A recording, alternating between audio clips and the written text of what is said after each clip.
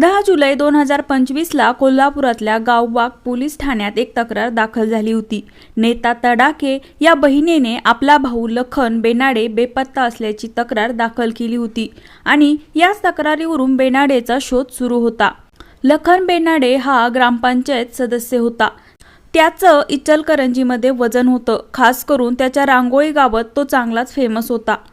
माणूस बेपत्ता असल्याने गावात सगळीकडे चर्चा सुरू झाली। पोलिसांनी सगळ्या बाजूने तपास केला आणि मग 18 जुलैला एक बातमी आली, ती म्हणजे लखन बेनाडेचा मृतदेह सापडल्याची।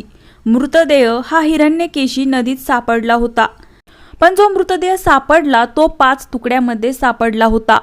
म्हणजेच लखन बेनाडे यांचा मृत्यू अत्यंत निर्गुणपणे झाला होता। मृतदेह सापडण्याआधीच पोलिसांनी संशयितांना पकडलं होतं। लखन बेनाडेच्या मृत्यूचं कोडं आता उलगडलं होतं। जवळपास 8 दिवस बेपत्ता असलेल्या लखन बेनाडेच्या मृतदेहाचे 5 तुकडे पोलिसांना एका पोत्यात सापडले होते। त्याचं शिर वेगळं केलं होतं, त्याचे हात वेगळे केले होते आणि त्याचे पाय सुद्धा वेगळे केले होते। पण लखनचे खुनी होते कोण? आधी तक्रार केली, मग पाठलाग केला, मग अपहरण, मग हत्या आणि शेवटी तुकडे, असं सगळं हे प्रकरण घडलं। पण नेमकं हे घडलं कसं, सविस्तर बघूया या व्हिडिओमध्ये। नमस्कार, मी आरती, तुम्ही बघताय विषय चौकातला। तर घडलं असं की 2 वर्षापूर्वी लखनची ओळख झाली ती लक्ष्मी गस्त या महिलेशी। दोघांमध्ये जवळीक वाढली आणि नंतर दोघं एकत्र राहायला लागले। लखन गावात आणि आजूबाजूच्या लोकांना सांगत होता की लक्ष्मी ही माझी बायको आहे।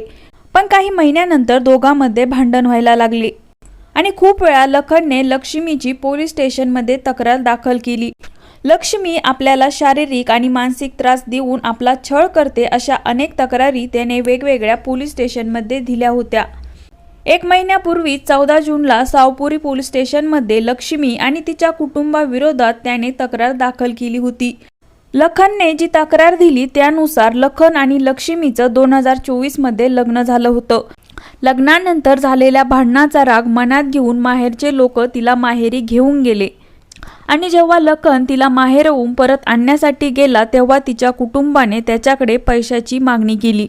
पैसे दिले तरच लक्ष्मी परत पाठवू असं सांगितलं आणि नातेवाईकांनी आपल्याकडून दाभोळकर कॉर्नर येथे 4.5 लाख घेतले आणि मला मारहाण केली, अशी सगळी तक्रार त्याने दाखल केली होती। लखन हा प्रत्येक तक्रारीमध्ये लक्ष्मी आपली बायको आहे असं सांगायचा, पण असं असलं तरी लग्नाचा एकही पुरावा त्याने दिला नव्हता।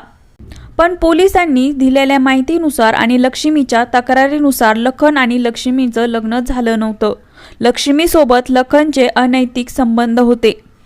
पोलिसांच्या चौकशीमधून लखन आणि लक्ष्मी सोबत राहत असले तरी लखन बेपत्ता होण्याच्या आधीच लक्ष्मी त्याला सोडून गेली होती।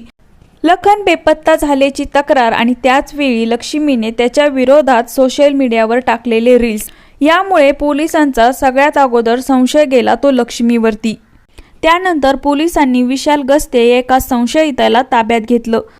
त्यानंतर चौकशी झाली आणि लक्ष्मी गस्ते, आकाश गस्ते, संस्कार सावर्डे आणि अजय सुडेकर या संशयितांना पोलिसांनी ताब्यात घेतलं आणि चौकशीमध्ये खुनाची कबुली देण्यात आली आणि त्यानंतर पोलिसांनी शोध घेत हिरण्यकेशी नदीमधून लखनच्या मृतदेहाचे तुकडे ताब्यात घेतले आणि संपूर्ण कोल्हापूरच हादरून गेलं। कारण लखनचं शिर वेगळं होतं, धड वेगळं होतं, हात वेगळे होते आणि पाय सुद्धा वेगळे होते। पण अजून एक गोष्ट म्हणजे लखनचा खून झाला कसा? 10 जुलैला लखन शाहूपुरी पोलीस ठाण्यात लक्ष्मी आणि तिच्या नातेवाईकांविरुद्ध केलेली तक्रार मागे घेण्यासाठी आला होता। असा फोन त्याने लक्ष्मीला केला। मी तक्रार मागे घेतोय, पण तू पुन्हा माझ्यासोबत राहायला ये, असं त्याने फोनवर लक्ष्मीला धमकावलं आणि त्यानंतर फोन आल्याची ही गोष्ट लक्ष्मीने विशाल गस्तेला सांगितली। विशाल गस्ते म्हणजे या प्रकरणात ज्याला संशयित म्हणून अटक करण्यात आली होती। हा विशाल गस्ते म्हणजे लक्ष्मीचा नवरा आहे। लखनच्या फोननंतर या दोघांनी लखनला मारण्याचा एक प्लॅन केला। त्यानंतर लखन शाहूपुरी पोलीस स्टेशनमध्ये आला आणि तक्रार मागे घेतली। लक्ष्मीला फोन केला आणि तो तिथून निघून गेला। पण सायबर चौकात लक्ष्मी, विशाल आणि त्याचे साथीदार थांबले होते। लखन जेव्हा सायबर चौकात पोहोचला तेव्हा 5 जणांनी त्याचा पाठलाग सुरू केला। शाहू टोल नाक्यापर्यंत हे 5 जण लखनचा पाठलाग करत होते। शाहू टोल नाक्यापर्यंत पोहोचताच त्यांनी लखनला किडनॅप केलं आणि त्याला तवेरा गाडीमध्ये बसवलं. गाडीमध्ये त्याला मारहाण केली. संकेश्वरजवळ त्याचा खून केला आणि त्याच्या शरीराचे 5 तुकडे केले. हे तुकडे व हत्यारं सगळं काही पोत्यात भरून त्यांनी हिरण्यकेशी नदीत फेकून दिलं आणि ते तिथून फरार झाले. पण पोलिसांनी वेगाने तपास करत ह्या 5 जणांना अटक केली आणि या खुनाचा उलगडा झाला. पण सगळ्यात महत्त्वाचा प्रश्न म्हणजे लखनला का मारलं?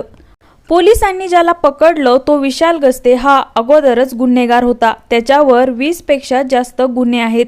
चोरी, मारामारी, अत्याचार आणि अशा अनेक प्रकरणांमध्ये त्याला शिक्षाही झाली आहे.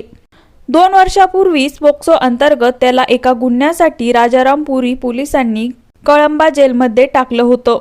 विशाल गस्ते जेव्हा जेलमध्ये होता तेव्हा त्याची बायको लक्ष्मी गस्ते बचत गट चालवत होती आणि याच बचत गटासाठी तिला आर्थिक मदतीची गरज होती आणि त्याचवेळी तिची ओळख झाली ती म्हणजे लखन बेनाडे सोबत. आणि तेव्हा लखन बेनाडेने तिला आर्थिक मदत केली. पण ओळखीचा व मदतीचा गैरफायदा घेत त्याने तिला आपल्यासोबत राहायला भाग पाडलं असा लक्ष्मीने आरोप केलेला आहे. त्याने जरी सोबत राहायला लावलं असलं तरी लक्ष्मी आपली पत्नी आहे असं तो सगळ्यांना सांगत होता.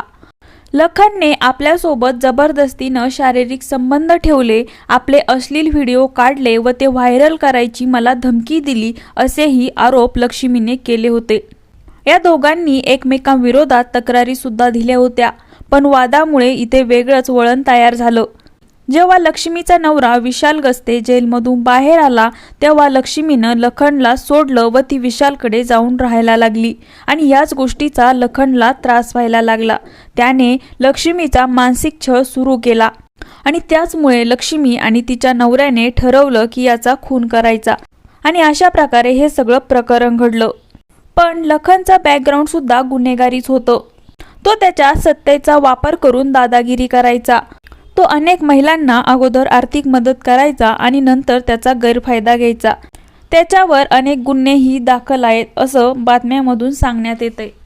पण लक्ष्मी गस्तेने सोशल मीडियावर टाकलेल्या एका रील्समुळे पोलिसांना तिच्यावर संशय आला आणि या प्रकरणाचा लवकरात लवकर उलगडा झाला. तर या प्रकरणाबद्दल तुम्हाला काय वाटतं याची प्रतिक्रिया कमेंटमध्ये नक्की द्या आणि आपल्या विषय चौकातला या चॅनलला सबस्क्राईब नक्की करा.